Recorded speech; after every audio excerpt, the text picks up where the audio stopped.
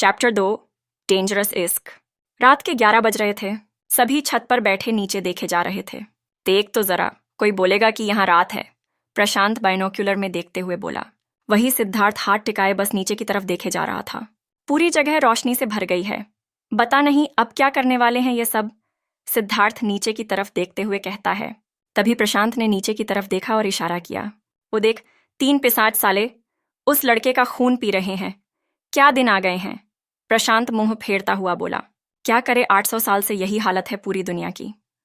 जब से पहला इंसान खून पीने वाले पिशाच में बदल गया था, उसके बाद यही सब हो रहा है। भाविक नीचे देखते हुए बोला। कब तक ये सब चलेगा? बस कुछ ही ऐसे लोग हैं जिन्हें ये सच्चाई पता है, और गवर्नमेंट ने तो हाथ ही खड़े कर दिए हैं, दीपक ने कहा। सभी बातें करते हुए नाश्ता कर रहे थे। पर गवर्नमेंट भी क्या करे? देश की 15% पॉपुलेशन तो इनकी ही है। अगर फोर्स किया तो सब बेकाबू होकर बाहर आ जाएंगे और फिर पैनिक सिचुएशन खड़ी हो जाएगी, जो देश की अर्थव्यवस्था के लिए सही नहीं होगा। भाविक ने समझाते हुए दीपक से कहा। हाँ, ऊपर से देश के कुछ ही इलाके इस तरह के हैं, बाकी सब जगह तो बढ़िया से चल रहा है। पीसफुल तरीके से खून लेते हैं और शांति से पीकर बिना कोई तमाशा किए अपना काम किए जाते हैं। सिद्धार्थ ने नाश्ता करते हुए दीपक से कहा। इनके लिए तो कुछ शहर में ब्लड बैंक भी शुरू की गई है, प्रशांत ने बीच में आते हुए कहा। ऐसा तुम्हें लगता है? जेकोब प्रशांत की बात सुनकर बीच में बोल पड़ा। क्या मतलब है आपका? प्रशांत ने पूछा। हमारे अंदर भी लड़ाई शुरू हो चुकी है, और इसकी वजह ये भ्योमा जैसे लीडर है जो बस ताकत हासिल करना जानते हैं। शांति से रहना तो इनके खून में ही नहीं है। जेकोब अपनी दाढ़ी पर हाथ फेरता हुआ बोला। वैसे अभी तक आपने अपना चेहरा नहीं दिखाया। आप भरोसा कर सकते हैं, सिद्धार्थ ने कहा। भरोसा है मुझे, पर इस हालात पर नहीं है, जेकोब सिद्धार्थ की बात का जवाब देते हुए उससे कहता है। क्या मतलब है आपका? दीपक ने जेकोब की तरफ देखते हुए उससे पूछा। अभी तो तुम ठीक से बात कर रहे हो, पर गलती से भी उन लोगों ने तुम्हारे दोस्त को पकड़ लिया, फिर तुमसे कहा कि बताओ किसने यहां तक पहुंचने में तुम्हारी मदद की है। बोलो नहीं तो तुम्हारा दोस्त मारा जाएगा, जेकोब बोला। फिर आगे अपनी बात जारी रखते हुए वो कहता है। ऐसे में अपने दोस्त को बचाने के चक्कर में तुम मुझे ही बेच दोगे, ये बोल के कि जनाब यही था जो हमारी मदद कर रहा था, फिर तो मैं फंस ही जाऊंगा ना। जेकोब की बात सुनकर सभी शॉक्ड थे। काफी दूर की सोच है आपकी, सिद्धार्थ ने यूं सिर उठाए हुए जेकोब से कहा। रखनी पड़ती है, जेकोब सिद्धार्थ को देखते हुए बोला।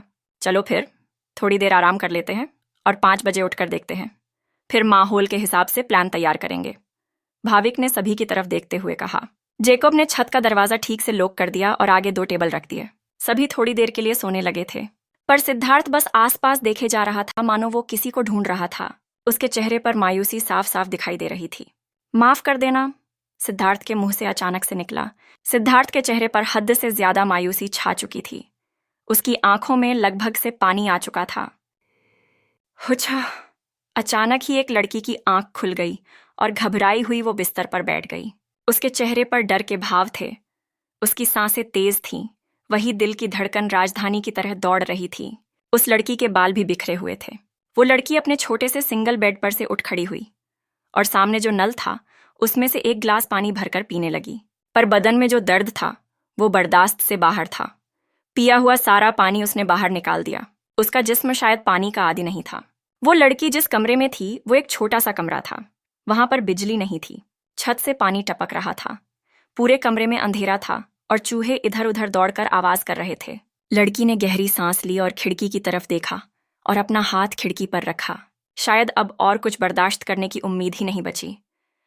जो ताकत थी इन 2 सालों में सब गवा दी इस उम्मीद में कि एक आखिरी बार तुझे देख सकूंगी। बस एक आखिरी बार देखना था, ताकि अपनी जिंदगी खत्म कर सकूं, उस वादे को पूरा कर सकूं। खुद से बोलकर वो लड़की खिड़की से बाहर कूदी और दीवार से चिपककर सीधा छत पर जा पहुंची थी। वो लड़की छत की छोर पर बैठे हुए आसमान में चांद को देखे जा रही थी। चांद की रोशनी जब उसके चेहरे पर पड़ी तब जाकर दिखा कि वो मायूसी में डूब चुकी थी। 2 साल से वो इस इमारत से बाहर ही नहीं निकली थी।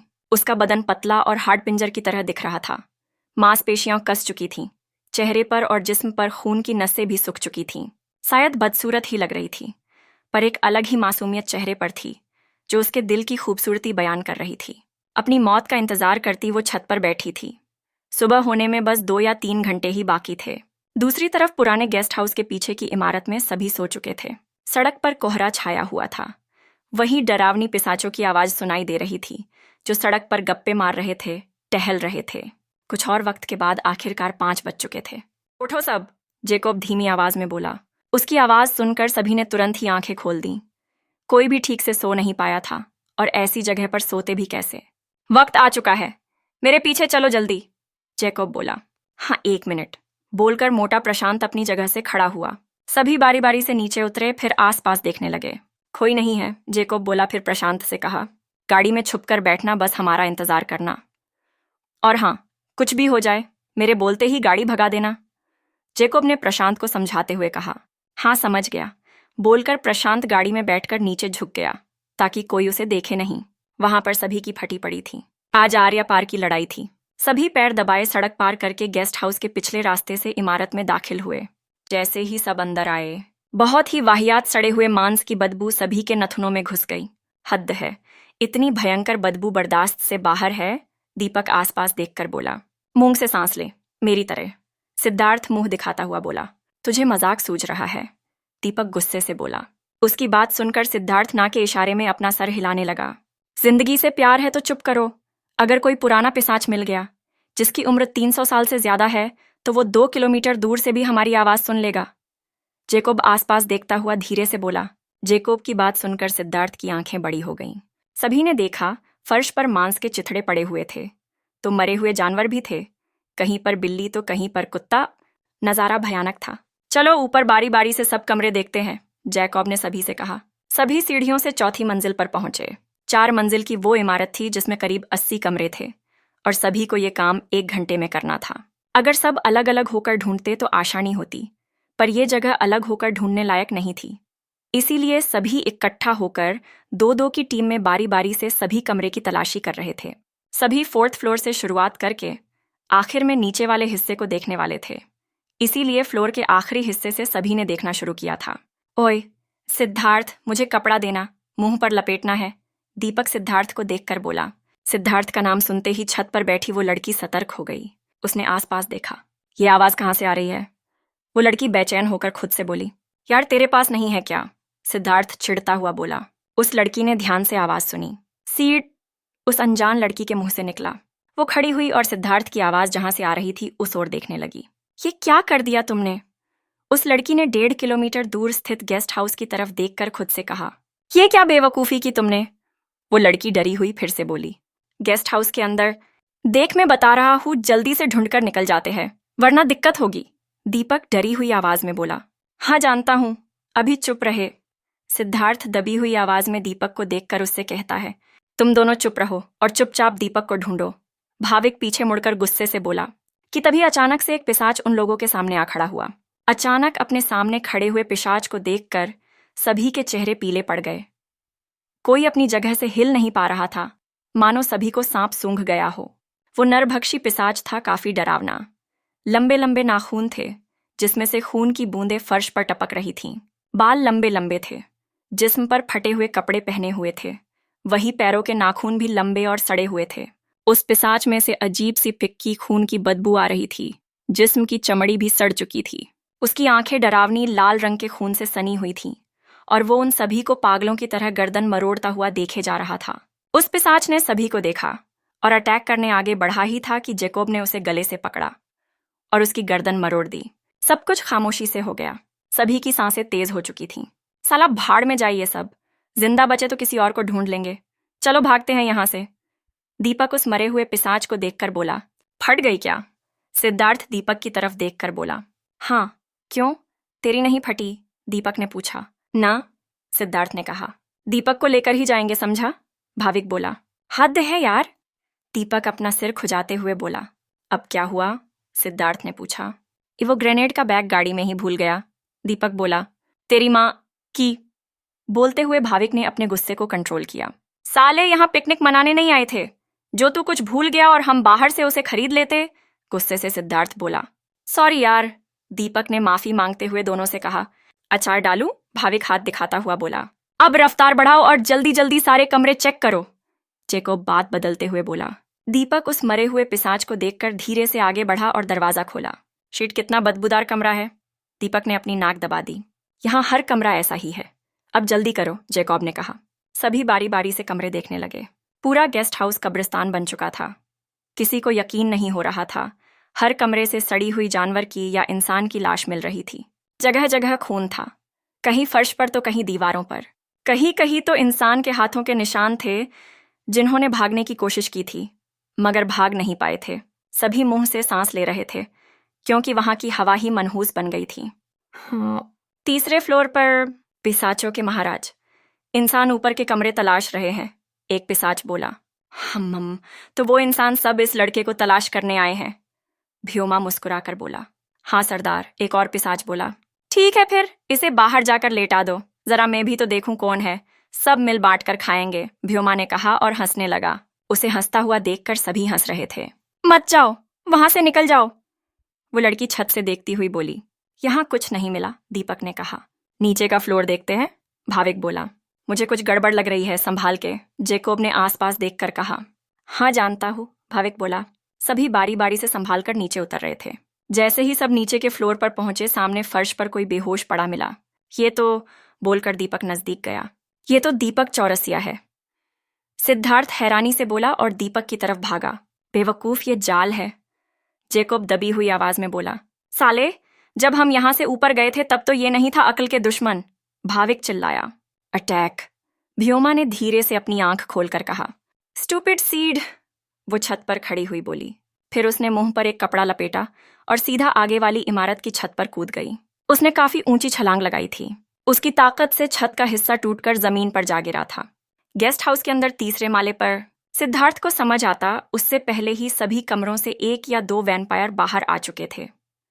सबके मुंह से अजीब सा सलाइवा नीचे फर्श पर गिर रहा था, जिससे फर्श पर जो कारपेट था वो पिघलने लगा था। शीट, ये जंगली पिशाच है, इनका सलाइवा एसिड की तरह काम करता है, भाविक सभी को देखकर बोला। अरे यार, दीपक को बचाने के चक्कर में हम सब फंस गए, दीपक आगे की तरफ देखकर बोला, और वो भी इन्हीं के बिछाए जाल में। सिद्धार्थ 2 कदम पीछे हटते हुए बोला। सभी जानवरों की तरह जमीन पर मुड़े हुए चल रहे थे, जैसे शेर या कुत्ता या कोई और 4 पैरों वाला जानवर चलता हो। एक ने भाविक पर अटैक किया तो जैकब ने वहीं पर अपने हाथ से उस पिशाच के 2 टुकड़े कर दिए और 2 लोगों को पकड़कर गर्दन तोड़ दी। सभी सिकुड़कर वहीं मर गए, पर अफसोस 4 के मुकाबले 24 थे और लड़ने वाला सिर्फ 1 ही था। भाग, जैकब बोला, पर तभी भ्योमा आखिरी हिस्से का रूम का दरवाजा खोलकर बाहर आया। कैसे हो मेरे प्यारे शिकारों, उम्मीद है तुम्हें मेरा तोहफा पसंद आया होगा, भ्योमा अपने नुकीले दांत दिखाते हुए बोला और अपनी जीभा को अपने होठों पर फेरने लगा। सभी के जिस्म में एक अजीब सी कंपन दौड़ गई थी। भ्योमा की आंखों में खून की कभी ना खत्म होने वाली प्यास और तड़प दिखाई दे रही थी, मगर सभी को उसकी आंखों में अपनी मौत दिख रही थी। अब तुम सब मेरे हो, भ्योमा चिल्लाया और आगे बढ़ने लगा। सभी पिशाचों ने एक साथ हमला किया। एक पिशाच सिद्धार्थ के नजदीक पहुंचा और अपने हाथ के लंबे लंबे नाखून से सिद्धार्थ की गर्दन पर वार किया। सिद्धार्थ उसकी रफ्तार नहीं देख पाया। शायद यही अंत है मेरा, रिट्स, सोचते हुए सिद्धार्थ ने आंखें बंद कर दी। सिद्धार्थ, भाविक चिल्लाया। ओह नो, जैकब बोला। दीपक ने सिद्धार्थ का शर्ट पकड़कर पीछे खींचने की कोशिश की, पर उस पिशाच का हाथ सिद्धार्थ की गर्दन तक पहुंच चुका था कि तभी मानो पूरा फ्लोर कांप गया। बहुत ही तेज भयानक आवाज हुई और सिद्धार्थ जिस रूम के आगे घुटनों पर बैठा था उसका दरवाजा टूटा। सब कुछ मानो स्लो मोशन में चल रहा हो, ऐसा लग रहा था। सिद्धार्थ ने पलकें झपकाई ही थी कि दरवाजा 2 हिस्सों में बटा और जाकर दीवार से टकराया और फिर उस गर्दन पकड़े वैम्पायर के पीछे वाले वैम्पायर के मुंह पर जा लगा और वो 2 फीट पीछे जा गिरा। और तभी एक लड़की अंदर गलियारे में आई और उस गला पकड़े हुए वैम्पायर का गला पकड़कर उसे दीवार से सटा दिया। क्या ही ताकत थी, पूरी दीवार हिल गई और जिस जगह पर उस लड़की ने उस पिशाच को पकड़कर दबाया था, दीवार के उस हिस्से पर दरार पड़ गई। पूरी दीवार पर दरारें पड़ना शुरू हो गई थीं। पूरी इमारत हिलने लगी थी। उस लड़की के आते ही हवा में अजीब सी लहर दौड़ गई थी, मानो वहां तूफान आया हो, वैसा लग रहा था। सब इतनी तेजी से हुआ कि किसी को समझ नहीं आया, पर जब वो लड़की रुकी तब सब कुछ धीमा हो गया और सबको दिखने लगा। सभी वैम्पायर में खौफ का माहौल था। भ्योमा के पैर कांपने लगे, लेकिन आंखों में गुस्सा और नफरत थी। लड़की ने जिस पिशाच को दबोचा था वो झटपटा रहा था कि तभी उस लड़की ने आधी सेकंड में ही उसका गला तोड़ दिया। ताकत इतनी थी कि सर धड़ से अलग हो गया था और उस लड़की के हाथ में खून लग गया था। सभी पिशाच 2 कदम पीछे हटे। सिद्धार्थ उस लड़की को ही देखे जा रहा था। आखिरी बची कूची ताकत भी लगा दो, पर आज तू मरेगी जरूर, व्योमा गुस्से से बोला। हमला, व्योमा के बाजू खड़ा पिशाच बोला। भागो, वो लड़की चिल्लाई। भाग जल्दी, जेकब चिल्लाया।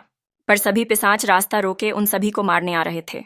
लड़की सिद्धार्थ और उसके दोस्तों की तरफ मुड़ी और अपना एक पैर आगे की तरफ उठाया कि तभी एक ही सेकंड में सभी दो हिस्सों में बंट गए और फर्श पर तो दीवार पर तो उन सभी के कपड़ों पर खून ही खून लग गया था। कोई समझ नहीं पाया, पर व्योमा और जेकोब ने देखा था। उस अनजान लड़की ने पलक झपकते ही तेजी से सभी को मार गिराया था। उसकी रफ्तार कोई मैच ही नहीं कर सकता था। व्योमा और उसके बाजू में खड़े पिशाच हैरान थे। इतनी ताकत कैसे बची है इसके पास? व्योमा गुस्से से अपने दांत भींचते हुए बोला। दिया बुझने से पहले की फड़फड़ाहट है बॉस, बाजू में खड़ा पिशाच बोला। चल यहां से जल्दी। सिद्धार्थ के पास आकर उसका हाथ पकड़कर भाविक बोला। सिद्धार्थ को कुछ समझ नहीं आ रहा था।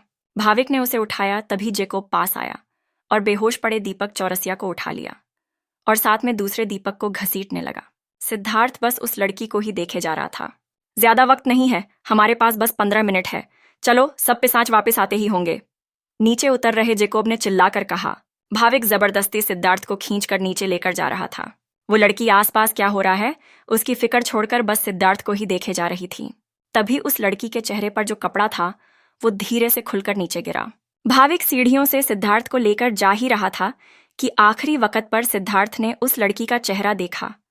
वो दर्द में भी सिद्धार्थ को देखकर मुस्कुरा रही थी। शायद सिद्धार्थ को आखिरी बार वो देखना चाहती थी।